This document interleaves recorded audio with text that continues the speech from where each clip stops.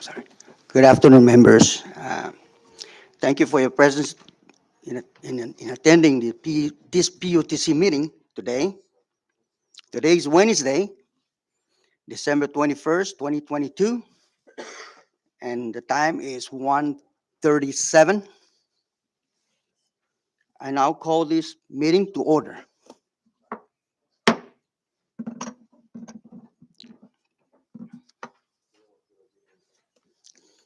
We move on to item number one. I want to introduce you, my members that are present today. I'm the chairman for the PUTC, Richard T. Lizama, Representative Richard T. Lizama, and to my left, Representative Dono Manglonia from Ways and Means,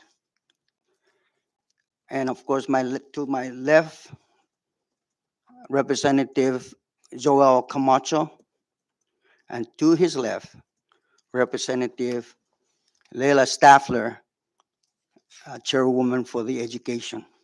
Thank you. With 4 members present, this constitutes a quorum to conduct today's meeting. So we have anybody in the public, in the audience that wants to make comments? That would be the item number 2. Please come forward if you wish to make comments.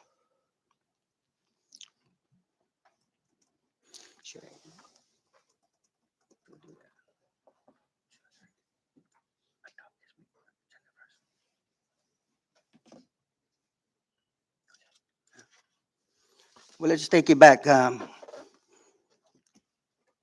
like to move to adopt this agenda today.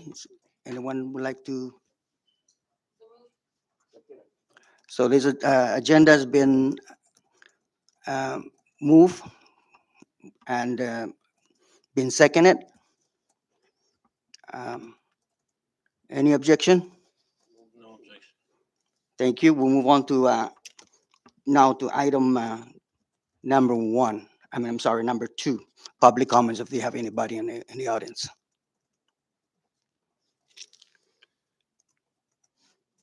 So we'll move on to item number 3. Since we don't have anybody in the audience that wants to make public comments. So before I proceed to item number 3, I would like to ask the Sergeant at Arms to ask Mr. Gary Camacho to come forward, please. Thank you.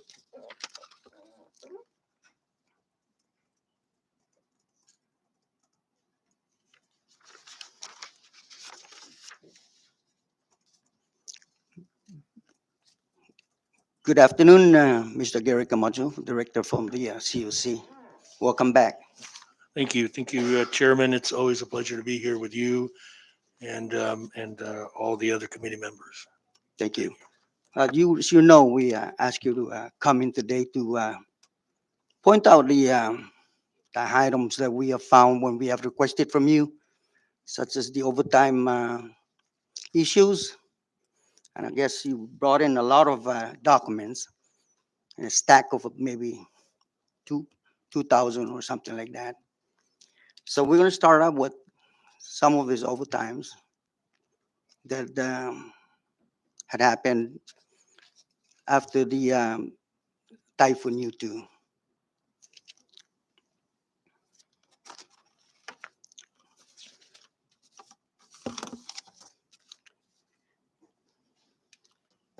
If I may, Chairman, if I may just say a few words.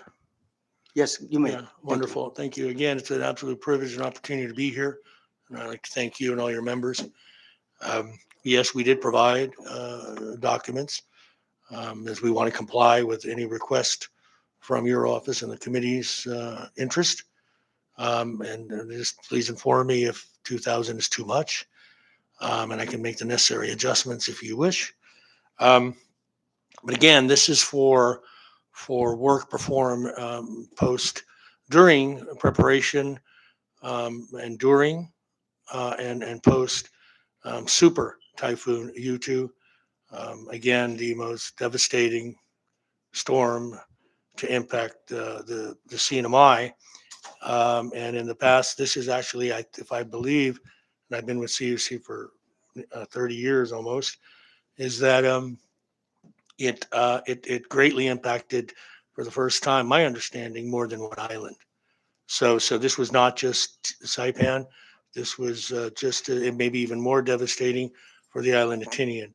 So there was a lot of work that was required and a lot of things that were needed, and the requirement and the infrastructure for the Commonwealth Utilities Corporation, both water, all water, wastewater, and power were completely devastated. Not only on the island of Saipan, in many areas on Saipan, but also in Tinian, sir. But yes, we're here to discuss. But I would also like to request, as or not request, but thank you for allowing us to update some of the other items that you have, and also allow me to give some updates on some of the things that CUC is doing also. Thank you. And if I may, I did bring with me my chief of administration, Ms. Betty Terlahi, my acting water division manager, even during that time, Ms. Yvonne Cabrera, Gomero, and also my power generation manager, Mr. Richard Cano. Thank you. Thank you for that, Mr. Gary Camacho. As we all know that we actually focusing on the Typhoon U2 time overtime issues here.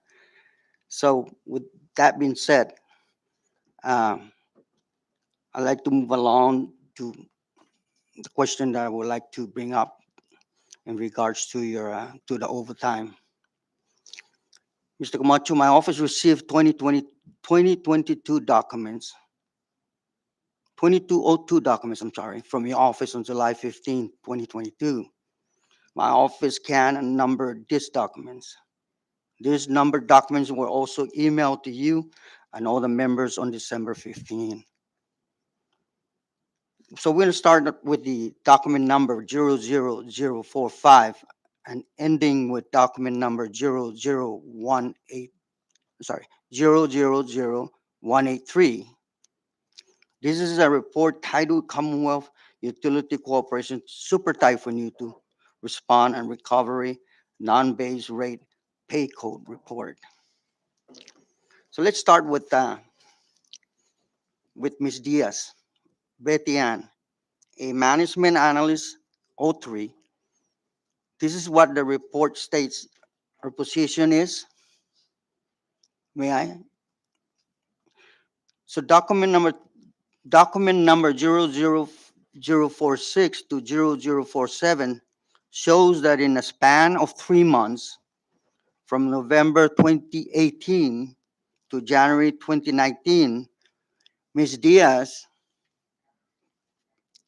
earned a total of $29,838.66. We just want to see from your side if this is paid and is correct in terms of the overtime. Thank you. The numbers, I don't know, it's some years ago, but I have the confidence in the staff to accurately have recorded and compensated. I do want to make one clarification, if I may, with all due respect, chairman and committee members, that this is not technically overtime. This is typhoon pay in the event of an emergency. So we have typhoon pay and we also have restoration pay in the event of an emergency, in the event of an incident. So is this part of FEMA reimbursement, sir? Yes, sir. Okay.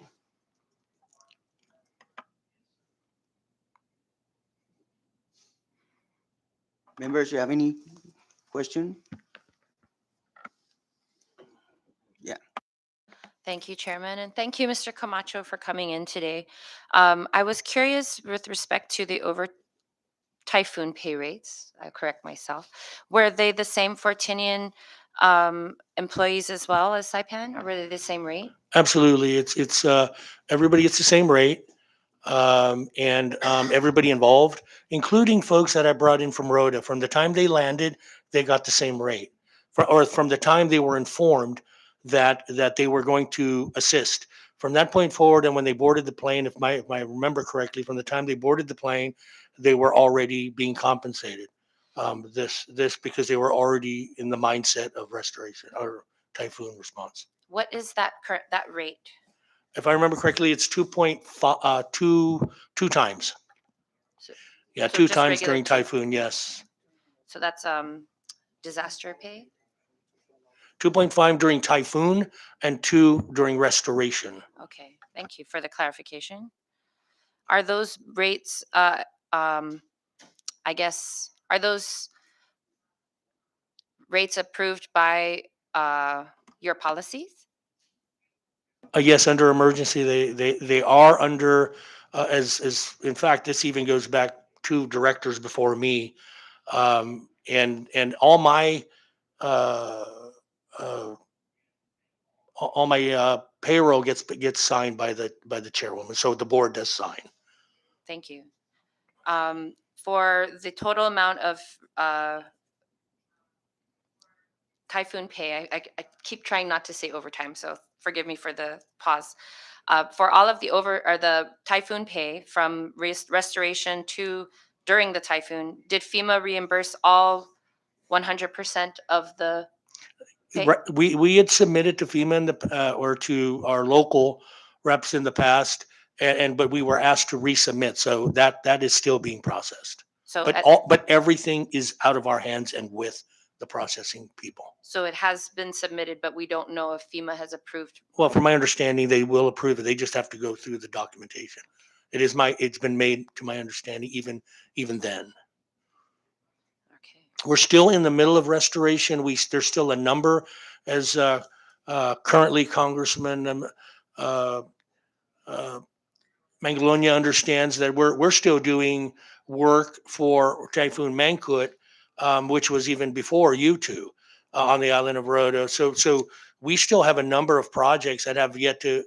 We've already purchased the materials federally, but we don't. But we're still waiting and been informed, waiting for approval to move forward on the labor side for projects related to both U2 and Mangkut that is still pending today. So there's a number of things still pending, Noted. although it's years out.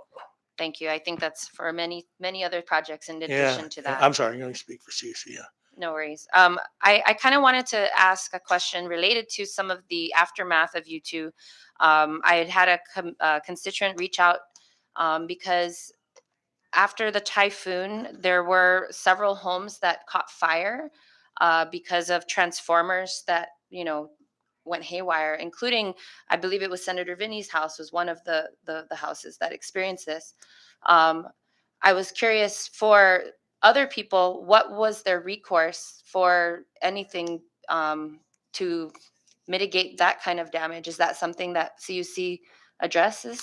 Sure, absolutely. That's a great question, Congresswoman. Of course, we would address those. It's our liability to bring that power supply, and that part of that is safety. Now, of course, there's a lot of research that needs to be done as to the cause of any issue pertaining to power. Now, this also rolls to water and wastewater. However, if I remember correctly, even the case with Vinny, when the neutral gets pulled out due to vegetation, then it doesn't become grounded. So, in a sense, the ground was pulled out, and so the electrical surge was created by that. So that wasn't necessarily a transformer or CUC. That was more vegetation, which was again in the general area. But yes, we do try to work and mitigate those. So like for that one instance, you could tell, and you guys did your investigation to find it was the ground. And so Uh-huh. did that become the responsibility of the homeowner to, um, That case, I don't know. That was some time back. My apologies. But again, there are times that would be theirs or the customers, but then there are times of ours. There have been at times ours, and we've mitigated the issue. I guess the family that's reached out has not had any resolution and they're kind of like on the brink of homelessness in a sense. So I really kind of wondered what other recourse could I direct them towards to get assistance. I mean, it Sure. being so many years past, I'm not sure how to help them. The best thing to do is maybe come and see us. that would always be the first thing that I would recommend, is to come see us. We try to get, we have the engineering teams. We've got a lot of the information pertaining to those calls. We can look at some of the information. And then we can go from there. But anything that we can do, please rest assured, we can make that determination and try to deal with the problem. Okay, so I'll But reach we out to also you. work with FEMA also still Yeah. on the construction side. So and we do have meetings with customer service and FEMA, and we can definitely raise this issue out and raise this concern So I will and reach try to back out. bring the two parties together. I'll reach back out to that family to have them kind can of come go see through my me. office and to see you. Yeah, they can come see me, All and right. then I can bring some folks together. Thank you for that option. I rest. Thank you. Well, thank you, Rep. Staffler. I'd like to follow up with that case too. This is an incident that happened because of the electrical shortage from the power pole. And these people are really, what she was saying, that they're homeless. And so she had mentioned that she tried to reach out to you, but it was very hard. To me, Yes, it oh, was I very hard just- to reach out to many different people. So you'll be the only one to be reached out if this yes, was. they can come to my office, and again, my apologies. Just a lot happening, but my apologies if I was not and didn't recognize it. But by all means, please, I'll look forward to meeting with the family. We certainly do. Thank you. Appreciate it.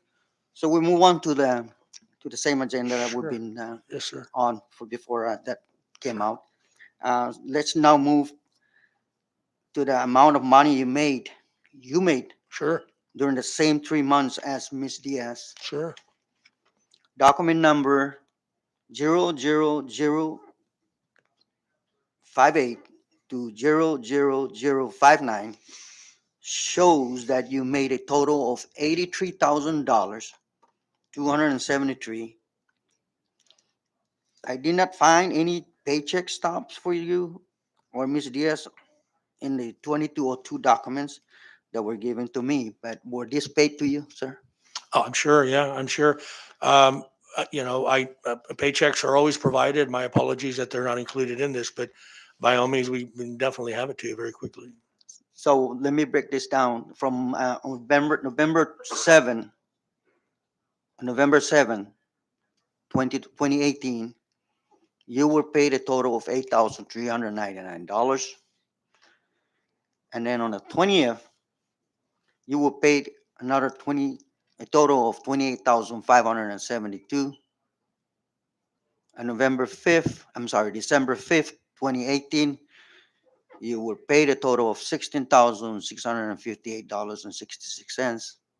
I mean, this is all in a duration of 1 week or 2 weeks.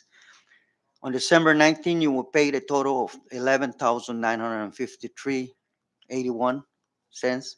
On January 2nd, you were paid a total of $12,276.89. And you end up on January 16, you were paid a total of $5,411.53. These are all correct. I'm assuming they're correct. Yes, if we provided it from my payroll department, they are correct. Yeah, they were brought into our Yes, sir. into those files. So this is the total compensation that you received was $82,273, sir, in that span of time. Sure. Do I have anyone? Any? I recognize Rep. Joel Camacho. Thank you, Mr. Chairman. Good afternoon, Director Camacho and to your Afternoon, sir. team. I just have very quick questions. Has UC always had a typhoon pay policy in place, or was it adopted after Super Typhoon U2? No, it was before. Before. So Like you I guys, said, the directors before me, same thing. okay. And then of the amounts that were given for typhoon pay, how much was it so far, or how much has been so far reimbursed by FEMA or from other federal counterparts? There's been millions of dollars reimbursed to CUC for infrastructure and many other things, some labor, but they're taking them in bits at a time, as some of you may know, they take them in bits at a time. Yeah. So does CUC have any issues with some that are not reimbursable? No, from my understanding, they're reimbursable. So it's everything is with them. We meet with them on for a while it was a biweekly. So there is a lot of communication, and from my last understanding, all documents, all pertinent documents, have been reviewed and completed and received, submitted and received. Okay, that's good to know. And my last question is, your tree trimming project, is that going to continue to move forward, or is that like a does it have a deadline on when on how much funding that is allocated for that specific project? Oh, you mean the current program, sir? Yes. Yeah, we kind of calculated the total cost for approximately 2 years. But again, if you're right, it's budget requirement, right? So we're trying to closely monitor it. We've done a lot, and it's been led very, very well. But the idea is hopefully we should have enough for another another almost another year, yeah. Okay, does CUC have any plans to maybe extend that program forward? Because I mean, these trees, they grow back. Like, I noticed that some parts of the north where they did tree trimming projects, they're like up again. The trees are soon Yeah. to. Yeah, absolutely. I mean, the tropics has the quickest growing vegetation, Rate, and yeah. not only that, but because it's fast growing, it's very soft. And then you have problems of snapping, or the typhoons come and break Yeah. limbs and fly, um, and disrupt power. Now, the goal and the objective of this particular tree trimming program, although we've always had an internal tree trimming program, but we greatly expanded it, and these folks are do nothing but specifically cut. The idea was to really protect the water system. That's really what it is. And of course, but technically, you can go to any inch of the power system from wherever, and it's all connected to water. But the idea was to ensure and protect the water supply, Mm. and it's actually had some great impact in doing so. So in with those types of results, yes, we would again try to reach out and hopefully do another 2 years. But we would also like to expand it to Rhoda and Tinian. We have requested, just for your information, Congressman Magnolia, we have requested, and we're hopeful that we can get those approved.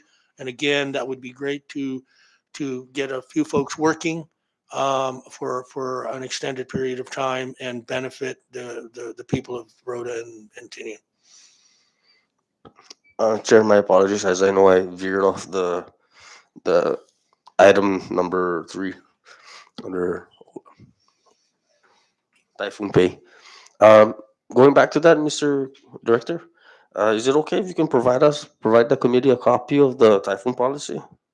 Yeah, we provided a lot of the documents already and falls under emergency response. Okay. And it's there. And again, this is incident normally. And in fact, in most storms, it isn't very long. It's on average, I would imagine 4 days, 5 days.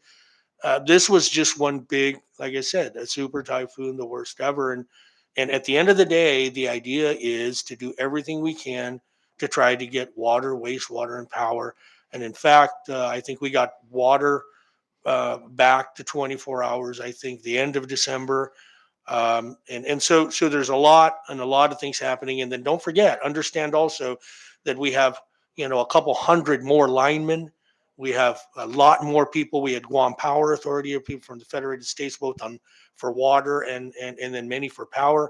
So there's a lot of things happening over the course of that 60 days. This is not normal, and it's not even remote. I mean, close to even at all, any minute of it normal at all. So again, all these people trying to be dealt with, the system being dealt with, reporting requirements, and all of this is being brought in on an hour-to-hour basis, so we can then report. And I think I did report to the legislature then. I'm not sure. I know in U2, I mean in Solar, there were many reports to the legislature. But again, these are all the things that people at your level need to know. So Thank you, Director. Appreciate the information. Thank you, Mr. Chairman. I yield. Thank you, Rep. Camacho. I now recognize Chairman Donald Maglonia. Thank you, Chair Lizama, and good afternoon and welcome again to you, Mr. Camacho, and to your team. Uh, just along the lines of Rep. Camacho's line of questions, did the does your policy allow for senior level management to receive overtime pay? No, not overtime pay. But it does allow for typhoon pay. Yeah, immediately addressing an incident that's been an incident such as a disaster like Typhoon Yukon. But there's no date range as to how long senior level management can accumulate typhoon pay. Hold There's on. no period in which. I'd like to bring up my chief administration. Sure.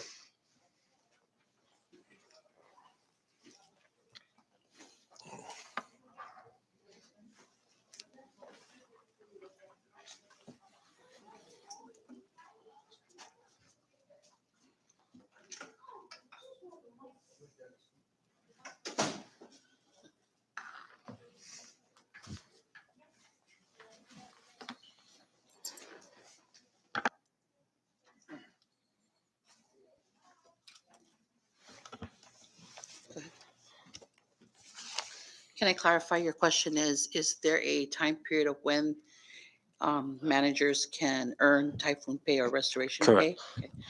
The policy requires that the executive director approve the schedules that the employees, including the managers, would be listed on and what they're assigned to. Basically, if they're assigned to the water restoration, then we'd have a separate schedule for that. And that would include the exempted employees on the schedule. And then that schedule gets submitted into what we call an incident command system is what there's this incident command system that the director appoints employees to play a role in this system. And then whoever's in charge of receiving that, in that case, it was me, I would receive the schedules and review it and coordinate it, and consolidate it. And when the director comes in, because he's like with FEMA all the time, Coast Guard, AmeriCorps, the governor, all these other meetings, and I would then catch him in between and say, here are the schedules, and these are effective on this date. And then he quickly looks at it. I would point out if there are concerns or not, and then he would sign off on them. That allows that period for them to work that pay. There's also a general memorandum that goes out that the director says, if your schedules are approved, you have to be on a schedule to earn typhoon premium pay. And so these memorandums are particular to the disaster. So it's not perpetual, it doesn't continue. The policy is ongoing, but the authorization to pay is by memorandum from the executive director as noted in the policy. Okay. And was the same policy in place during Typhoon Sodelor? Yes, yes. it And was. did senior level management receive typhoon pay during Sodelor? Yes. And were those fully reimbursed by FEMA?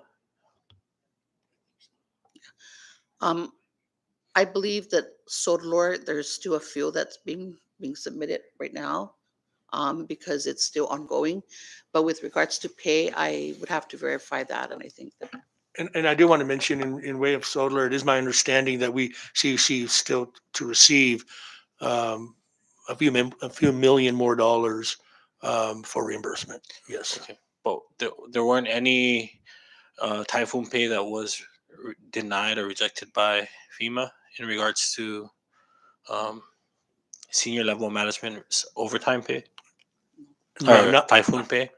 no, not that I'm aware of.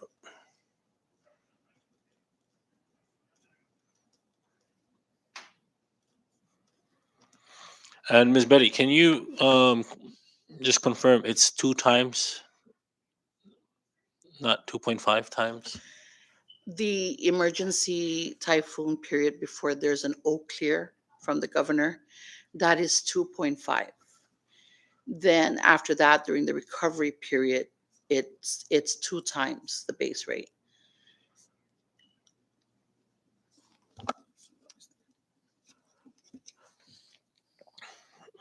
Do you know when the recovery period ended? June, mid-June, I want to say. I don't have the exact date. I can look into it, but it's in June of the following year, 2019. But well, it looks like at least for Mr. Camacho, his salary, his typhoon pay ended in January. So would that be consistent that or did you, Mr. Camacho, not avail of the overtime or typhoon pay since then? That's correct. As far as my role and my communication with federal agencies and all other partners, that was the only time I was really truly needed. Up until that point, at the level I was needed. After that, then it was primarily building, continued building and construction and so forth.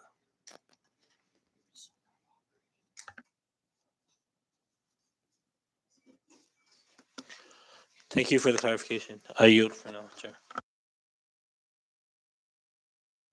Thank you, Rep. Manglonia. Um, I guess they already covered a lot of this stuff. So this 2.5 times your salary rate was authorized by the governor, correct? Yes, it was authorized I would imagine authorized by the governor. Yes, he put out a memo. He put out, the document coming out stating that. However, again, we would already on performing that already. As a From- director, is that also do you have the entitlement for the overtime rate, sir? Overtime? Not for overtime. Okay, it's for typhoon. For typhoon, that's correct. Okay, so they were authorized and Yes. it's okay for the director, correct? Well,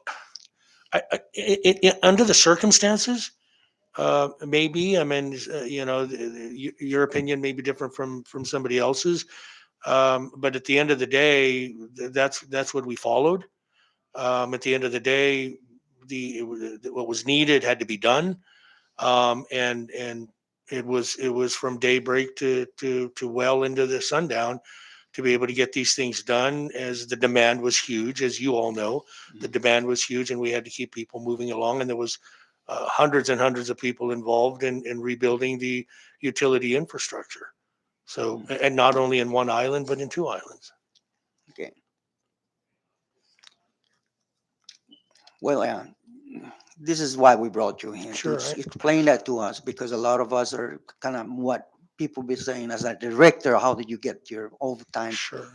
And I know some director CEO that was given that letter to utilize for the typhoon or even the COVID uh, to go ahead and get some overtime, some overtime pay, but they refused to do it because knowingly that they are up in the top, and of course just follow the governor's directive, and that's why you No, I followed the CUC. I didn't necessarily follow the governors, although the governor did put something out. I just followed the CUC like the director before me and the director before him, sir. okay. Do we have any members that would like to add before we go to the item? Anyone else? Oh, thank you for all this information. I know there's a breakdown on as to how you get your overtime, but as Rep. Donald Maloney already asked you some of those questions, and it was very explicit. I mean, very directive, and we understand. So let's go ahead and move on now to agenda number 5. I'm sorry, agenda number 4. Let's go to the old business. Yes, sir. And so, can you give us an update on from the last time we talked about? Did you receive one example? Did you receive all your bucket truck that you said you're going to have 12 of them? No, we did not, although we did procure and we did award. But it turns out that the supply chain today, what bucket trucks we used to get in a little under a year, now the first bucket truck will be ready in approximately 3 years. But you haven't received any of We them? haven't, no, because the delivery per the awarded vendor, because of the supply chain And that issue. was 2 years ago. No, no, Oh. no. We just finished the award because we received the funding from CIP and then bid out and then got the approval to award. So I would imagine it's been about 6 months since the award. Okay. And so we're first expecting truck I'd to say 2.5 years. 2.5 years. Okay. Yeah. Um, And we are going to get one to Rhoda, one new truck to Tinian, Mhm. and the balance to the Allen Saipan. And what about all the project that you were supposed to be doing, like Oh. cutting trees around the power poles? Is that completed? And No, those continue to be ongoing, as Congressman Camacho had mentioned. We've hired, I think, 18 people and 2 foremans Mm, for that. They've got their equipment, and that's all they do all day, every day. And that's been budgeted already for 2 years. And we've provided them a complete inventory so they don't draw from the rest of the different programs in transmission and distribution. So they're fully independent. okay. Um, we know that you visit Guam Power Yes. Authority. Any plans of what they? Yes, thank you for mentioning that, Chairman. I've been working with Guam Power for a few years now, on of course the renewable program. The renewable program is something that CUC has been diligently working on. However, it's critically important for CUC that we provide a non-disruptive and a penetration of renewable. Our program right now has, out of the 40 megawatt demand at this time, we have approximately 11 megawatts of applications already approved for solar penetration at the customer residential level and some commercial. We also, and that, don't forget, that's a little over, slightly over the total demand of 40 megawatts.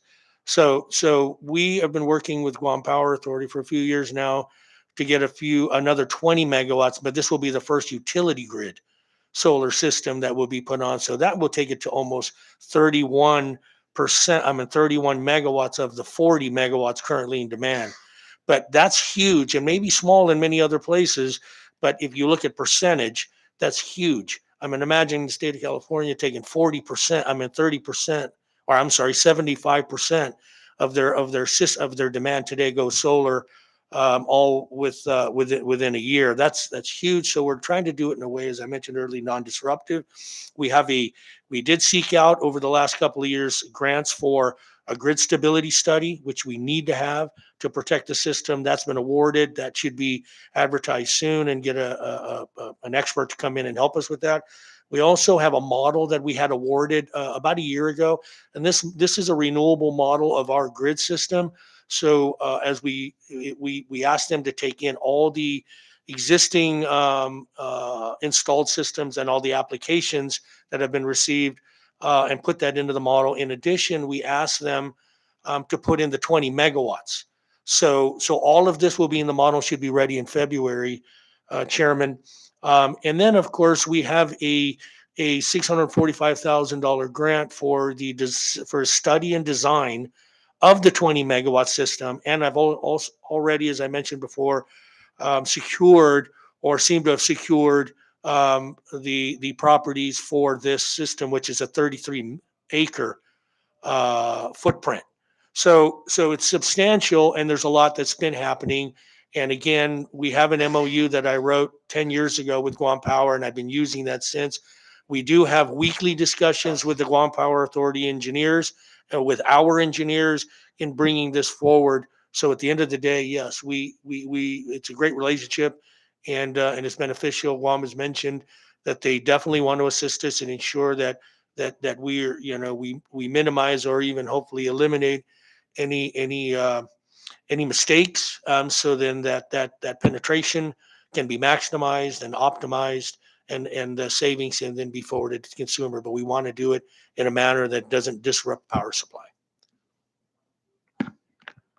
Thank you. And can you tell us, for our present power plant issues here, what do we foresee?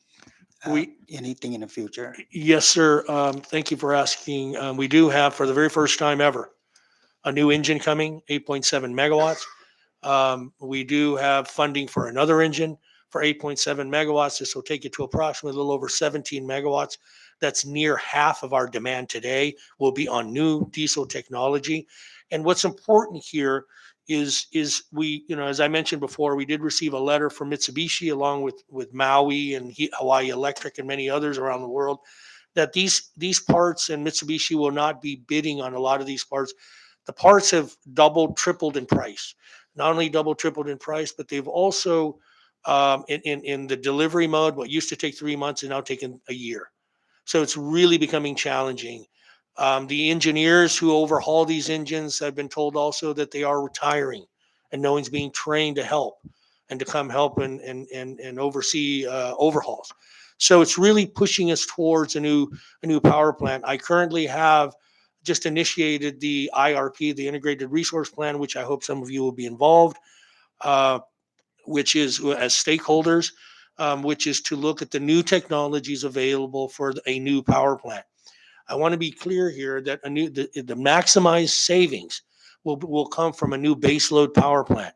Renewable energy will bring additional savings on top of baseload power plant. Baseload power plant is a power plant that will produce power all day, 24 hours a day. Renewables, of course, is an alternative, unless you have hydro, but we don't have hydro. So I really want to make sure that we understand the fact that we have a 40-year-old power plant, and the savings that we can have by changing this power plant is cheaper parts, immediate availability of parts. It's less fuel consumption, less lube oil consumption. With a new power plant, we can have the additional load to take on hopefully hotel demand and everything else unconnected, maximize the economies of scale. And we can also be able to monitor and maximize the penetration capabilities of renewable energies to include solar and even highly variable wind technologies. So we're very excited about that. The first engine is actually in transit and had left Germany quite some time ago. However, it remains in Busan, Korea, I think it is how you pronounce that. Only because we're having issues unloading it at the docks here. Now, this is a turnkey project, so everything is with the vendor. I did not want any liability with CUC or anything like that. It's all, and it has to be installed, commenced, and then tested, and then we sign it, and based on the results, we'll take the asset, and then there will be an engineer that will remain on island for 1 year to monitor and protect that asset. So that we're trying to do, obviously, with the next engine also. So I would like to pursue other engines and deal with it that way, but for now, I'd like to just mention that we have those two. I do also want to mention that when we do get a new power plant, because it's inevitable, it's a must, we do plan on, in the construction, relocating any new engines into that site, so then we don't have to purchase those new engines, to replace those engines. Thank you, Director, and I just now recognize Rep. Staffler.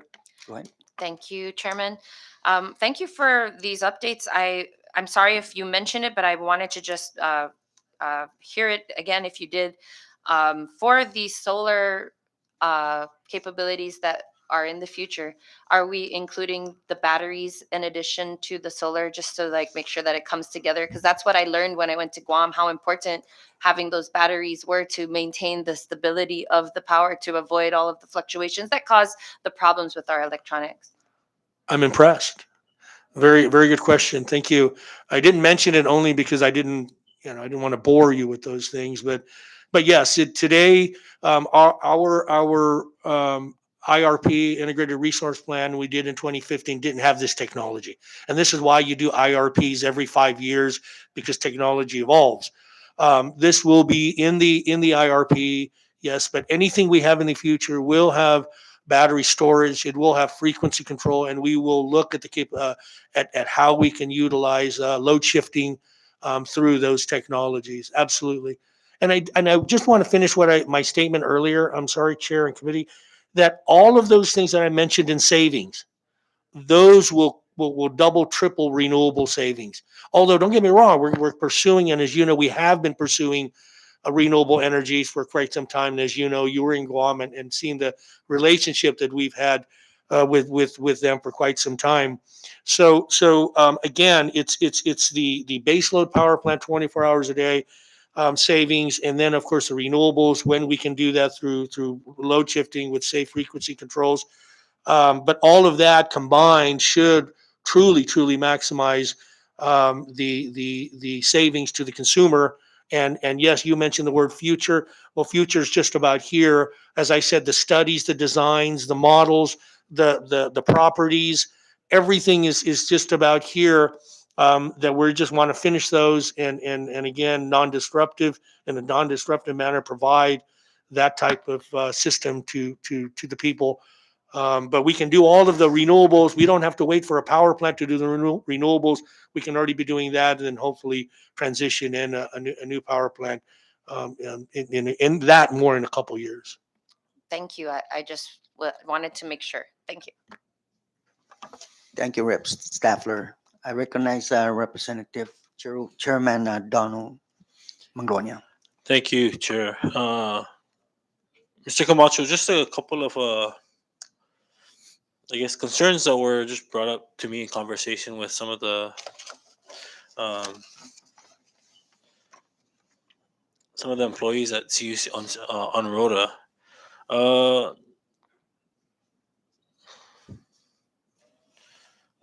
I guess they just want to know what happened to the standby pay. Is that I know it was suspended, and you know what the reason behind that was, or will it be given back to them? Those are things that I need to discuss with my board. They guide me in those ways. It has been raised and discussed in board meetings. So there has been an interest by management to bring those things back. They've been raised. They've been proposed. I don't like to speak in way of the board without a board member being present. I think it's only fair as far as I'm concerned. But at the end of the day, management has raised those interests. And again, I'm guided by the board of directors, but also understand that again, it's something that I'm sure they and any other board would be interested to do so. So I could imagine that we'll continue the conversation to try to ensure that we provide and reinstate that. Okay. What about overtime pay? Is it being provided to SIPEN employees? Provided to, sir, by law, it is something that I don't decide. If somebody works over 40 hours, they get paid overtime. Right, but is it being offered to SIPEN employees? It's not an or offer. as a- What's that? It's not being an offered. It's I mean, they're are they being paid for overtime? yes, sir. What about Rhoda Of employees? course. From what I understand, they're only given flex time instead of There- overtime pay. We flex here. We flex here. We flex we flex on all three islands. Right, but my If question we is, could, are you yes. paying overtime? If we flex and it goes over and still goes over 40 hours, absolutely, Congressman. Okay. And what about there were some concerns that were brought up regarding the Pacific lineman training and why that was stopped. That would be more with them. CUC doesn't stop.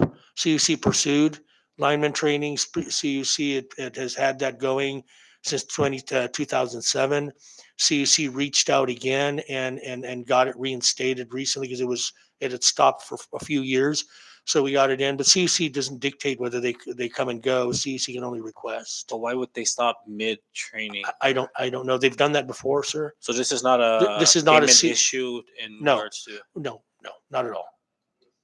Absolutely not. This is again something coming from them, and I don't know. Maybe there's one or two trainers. Maybe there's a training issue. I don't know. But we have been looking into it, and we're waiting for responses. The grant administrator is YAP for this grant, so it's not necessarily directly our grant. Okay. And just an overall update on the Rhoda engines. I know. I mean, with the rotor resort being closed now, and so not having that, backup in case something, God forbid, something, bad really happens. Uh, and there's a lot of concerns about just generally how old these machines are or these engines are. Um, and I think there has been some recent power outages going on. So just a general update as to what CUC is doing about that. Well, Rhoda has the largest capacity. Well, no, Tinian. Tinian has the largest capacity based on their demand. Same with Rhoda, and Rhoda does have a new Cummins, I think. Cummins and Cat, right? Yeah, Cummins and Cat engines. So they're only just a few years old. That's the reason why when they do have a problem, they quickly come back on because they just transfer the load to a different engine. But my bigger concern is what's the problem, that's causing the disruption. We are going to find that out, but I think there's like 300% reserve capacity on the island of Rhoda. There is one engine that's extremely that is old that is still usable, which is the Mitsui, as you know. We are looking at, of course, decommissioning that, and we are looking at replacing the engine side on I think the Caterpillar. So again, all of that between addressing and identifying the root cause of the disruption on the Cummins and replacing the Caterpillar, I think we'll get all that addressed very quickly.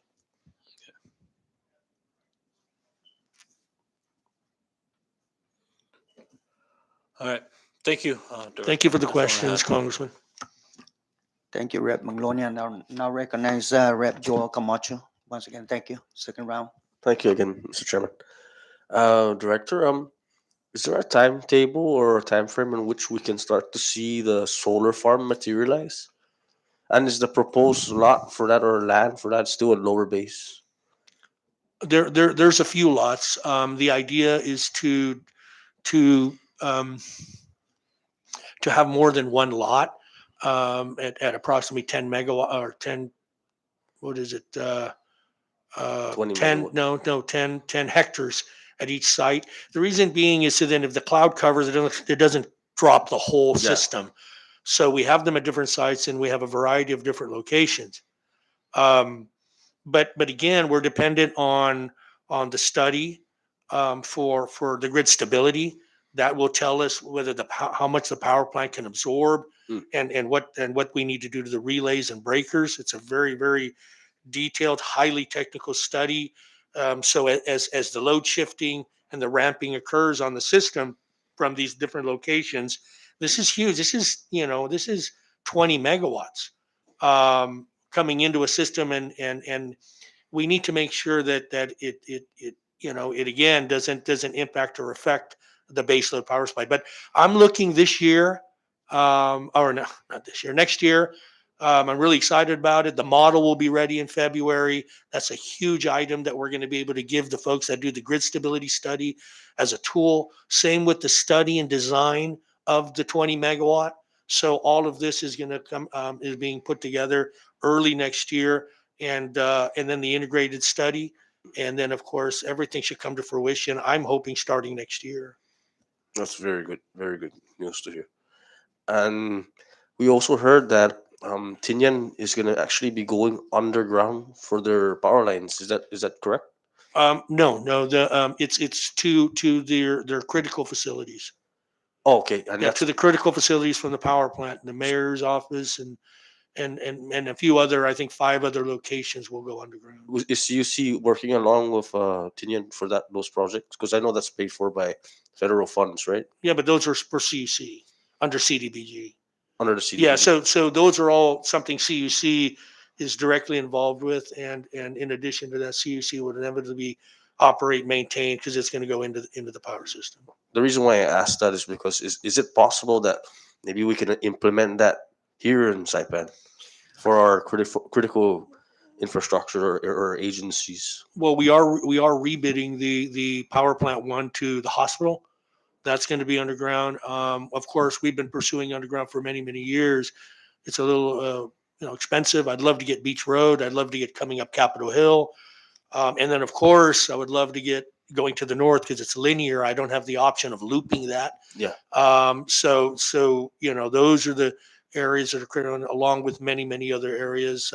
We pursued a couple of times to federal agencies to try to go from the substation in Waterloo, Chalanquiza, up to the airport. That way, after a disaster, we can turn that on and secure those powers. Because as you know, we've rebuilt it twice.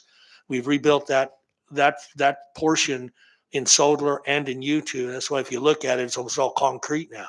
Yeah. But the old saying, wood is good, concrete's better, but underground is the best, right? And that's what we're always pursuing in way of resiliency. I highly welcome the implementation of that heading north. Yeah. Thank you, Director. Thank you, Mr. Chairman. And you, Thank you, Rep. Camacho. One more question, the conditions or the situation that we have with water pipes. They're being, Cacman once a month and a half or 2 months ago, having the customers, not to have water for 2 days is very ridiculous. And so is there any way that when there's a big burst of pipe, they do a bypass so that the customers can continue to have their, I mean, I know you will focus on that damage or broken pipes. Why don't they do a bypass? And it would take probably 8 to 10 hours versus 2 days of no water. What is your plan with, are you guys coming up with a new piping system that would, because I know that a lot of those pipes are, what, 40, more than decades ago, right?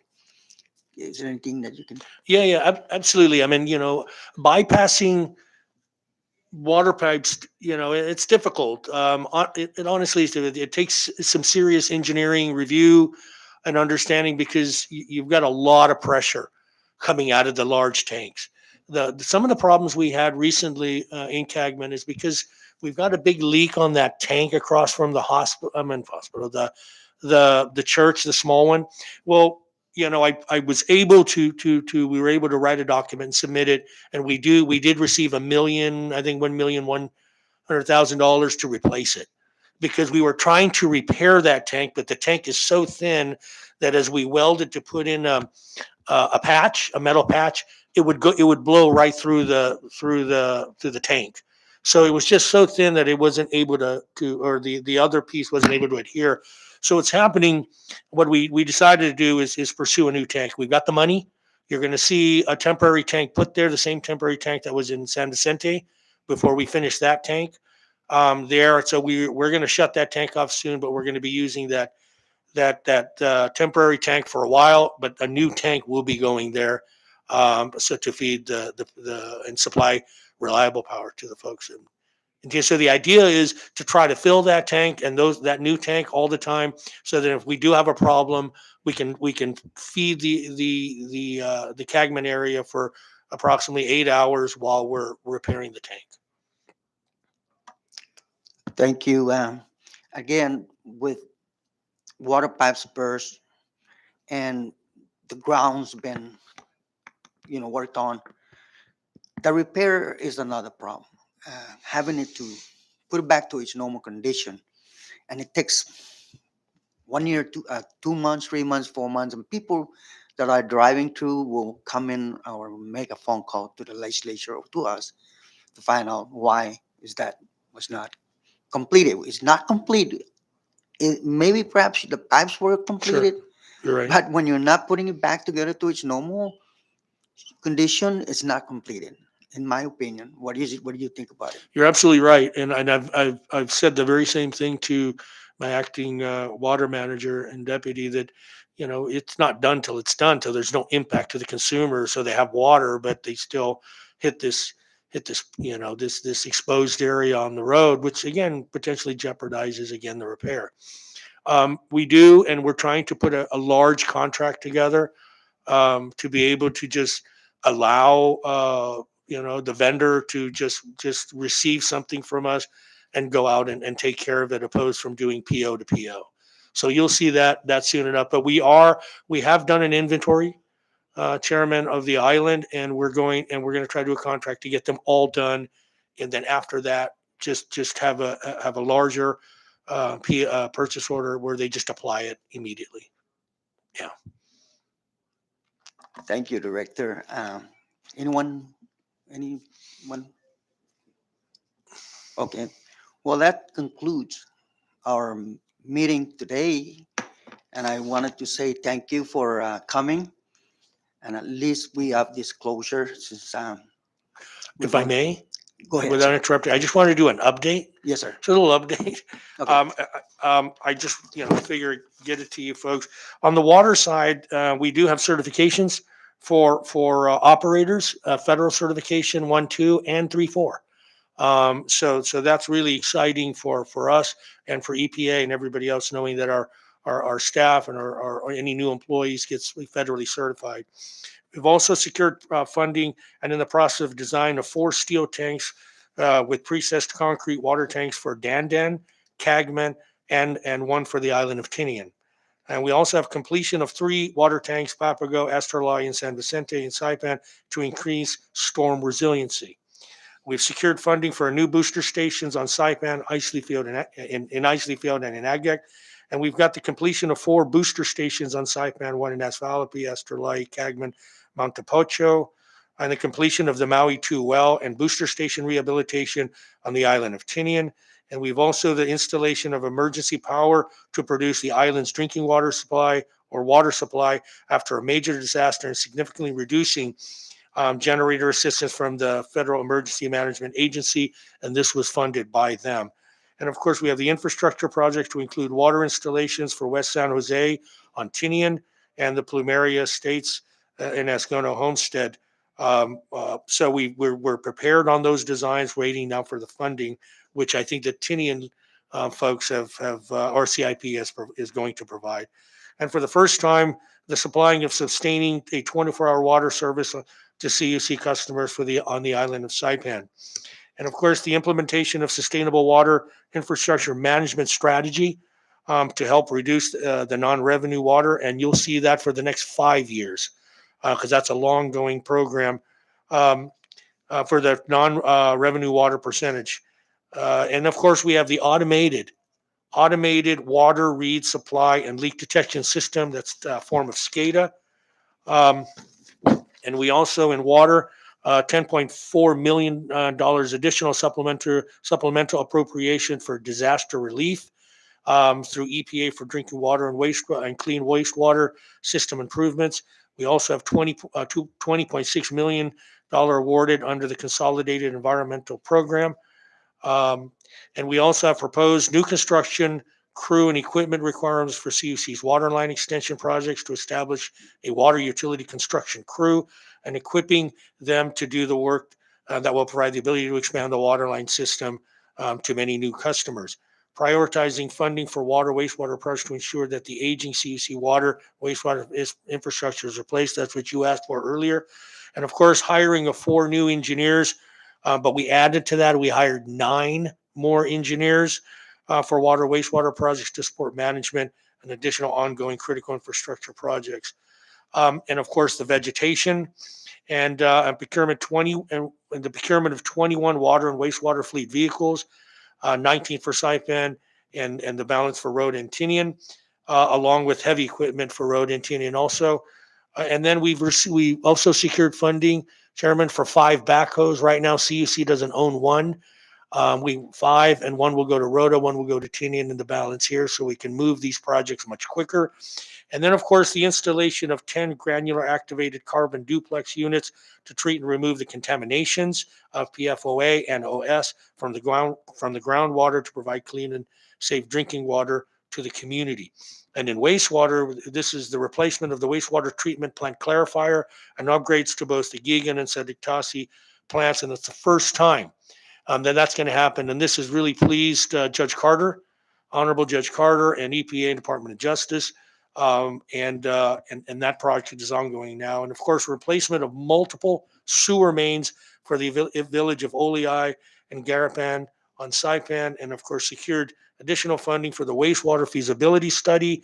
First time, Congressman Maglonia, we've secured the funding for the wastewater feasibility study for the island of Rhoda and Tinian. And of course, we purchased of a customized mainline and lateral sewer inspection grouting truck. And this is very important because this allows us to be able to see the system. And this is a highly technical truck that will be able to now be able to monitor our system. high priority projects to eliminate 6 collapsed sewer mains that have failed and are perpetual problems for CUC's wastewater operations, and of course, replacement of a large sewer mains in Garapan. And then, of course, I mentioned earlier the funding of the 5 backhoes, and then the relocation of that A15 across, or A5 across from Mount Carmel. You know, that lift station like half inch off the road. We're now going to finalize the document. We have the funding area, but we need to get the property finalized to relocate that and get it off the highway. And I do want to mention on stipulated orders, we've completed 58 of the 59 original stipulations, and the rest are a bit more complicated, but we're working very closely with EPA, DOJ, and I'll be updating Judge Carter in February. And then, of course, I'd like to mention also that the stipulated order 2, the majority of that has already been removed, and we're very proud of that. Same with Judge Carter, and EPA and DOJ. The only thing we've kept on right now is just a requirement to ensure that we have a TMO manager, and also that the budgets stay in that, to remove that, or to ensure that we remain in compliance. And of course, I mentioned a lot already on power generation, but on the administration, I do want to mention that we have secured, or will secure property for a new new administration building. So then customers have a place to go, and frankly speaking, parking for the customers, and the ability to be able to address a lot of the different things that we have. We're also looking to have a very state-of-the-art command center there, where we'll be able to see everything, and we'd like to have everybody come and take a look at that, be able to see the island, control the island, and address outage management controls from there, and be able to be more responsive to our system. This would bring transmission and distribution into one building, along with the rest of the program in Dandan, and bring in portions of water and other areas of our fragmented program together, hopefully for the convenience and better service to the consumer. I do want to mention also that we're looking at prepaid meters for water. We're going to start a pilot project soon for folks to be able to purchase water through that program, and again, eliminate the requirements of having to come in. We will be doing or launching the kiosk program very soon. We met with mobile just yesterday, and we're finalizing that, and we should be able to have a kiosk system throughout the island, and the north, south, and of course the east side and the west side of the island. And we are looking to work with somebody on Rhoda and Tinian to be able to have a kiosk, and people can just go and while they get their gas, they can do that. So there's a variety of different things, and a number of different things here that we're doing. And I just wanted to spend a few minutes on getting some of this information to you. Thank you, Chair and Committee. Thank you, Director. Nobody? Okay, thank you. Just one question before I let you go, sir. Can you just put in a record? When was the last time you had the PUC meeting? The CPUC, Yes, if I remember, that was in 2015. 2015. Okay, thank you. Sir. Once again, well, thank you for coming, and before I dismiss, is there any more additional comments you want to make? No, we just appreciate the support, and we look forward to working with everyone moving forward. And we'd like to wish you all happy holidays and Merry Christmas and safe end of the year. Thank you very much. Members, I want to call recess, to read them goodbye, and so on and so on. So we're now recess for 3 minutes. Take a short recess. Thank you. Thank you, Chairman and Committee.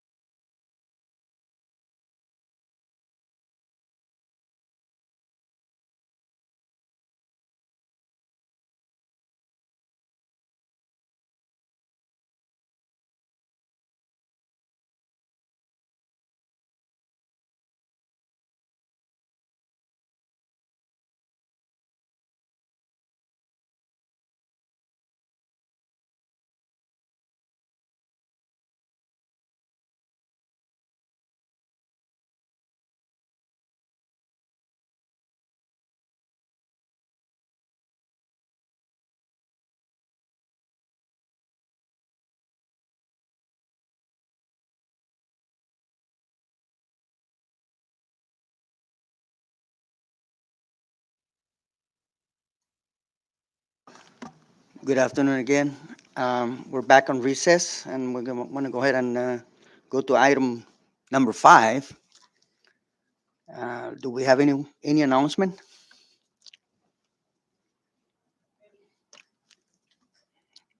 Well, since there is no announcement, I'd like to go to item 6, the adjournment. Can I hear a move?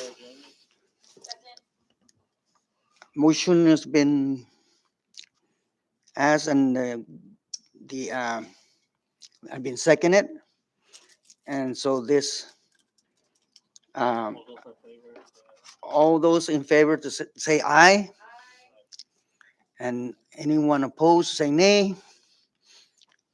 This adjournment has been granted and is now adjourned. Thank you. Thank you. Why you didn't sign it, Mhm.